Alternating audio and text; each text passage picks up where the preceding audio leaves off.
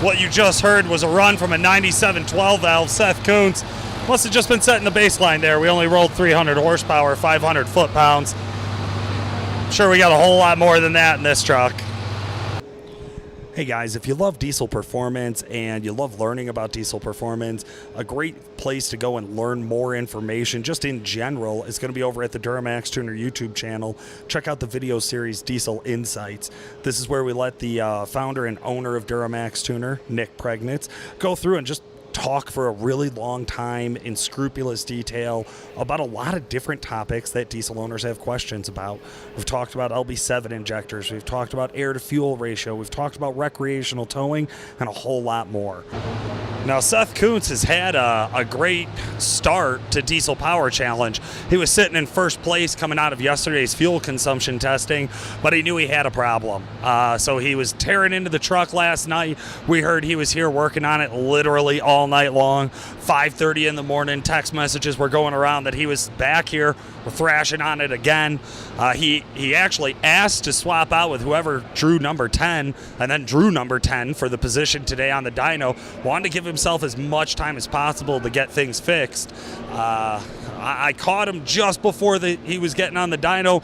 I saw the hood open, I saw two guys under it and wrenches flying around, so I know they were doing some last-minute adjustments. Here they are, their first dyno run. Obviously something's going on. Charger never really seemed to light, only put up 300 horsepower, and we know this truck just has so much more in it. He's got the guys, his whole pit crew and Will from Power Driven Diesel here. They're running around the truck, they're under the hood right now, talking and conversating, trying to figure out what exactly it's going to take to have this thing make some power here at Diesel Power Challenge 2019. He's got it fired back up. I think he's going to go for round 2. Not exactly sure if they fixed anything or if the plan is just to spray and pray. We're about to find out here.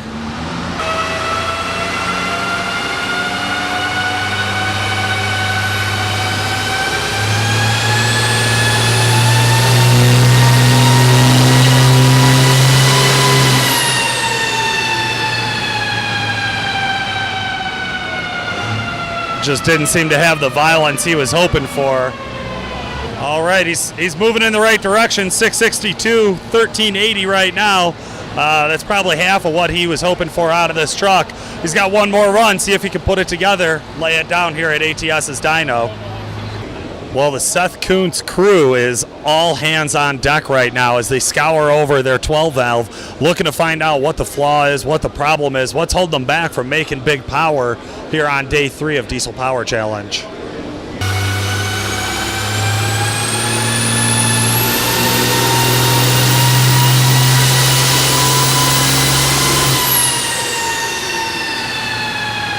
All right, guys, that's his last run.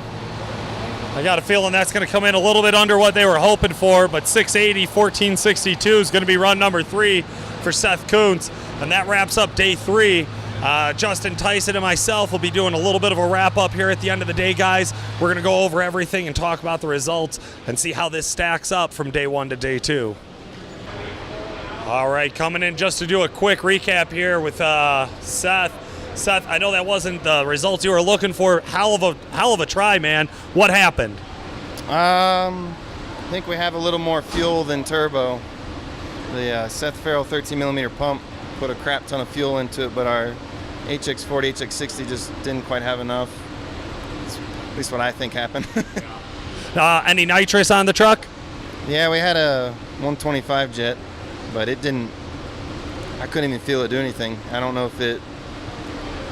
This is the first time I've ever sprayed nitrous ever in my life, so I don't know how it's supposed to feel or how it's supposed to sound. So I couldn't even tell that I hit the button. Gotcha, man. Hey, tough break, but you were first place yesterday. Didn't exactly come in with the number you wanted today. How do you feel about going into the competition tomorrow? Is the truck healthy? It seems like it's healthy after what we went through last night, putting the new thrust bearing in it and converter, and I got like 2 hours of sleep last night trying to get the thing just on the dyno. It seems like it's still good. We're going to pull it out here and make sure everything's kosher, and then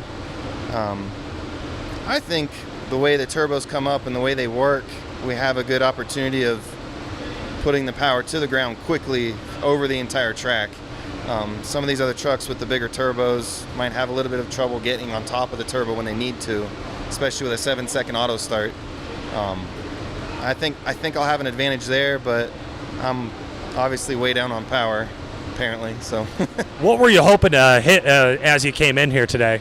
I mean, with the pump and what the HX60 looks like it would flow, we were hoping, 900,000 at altitude.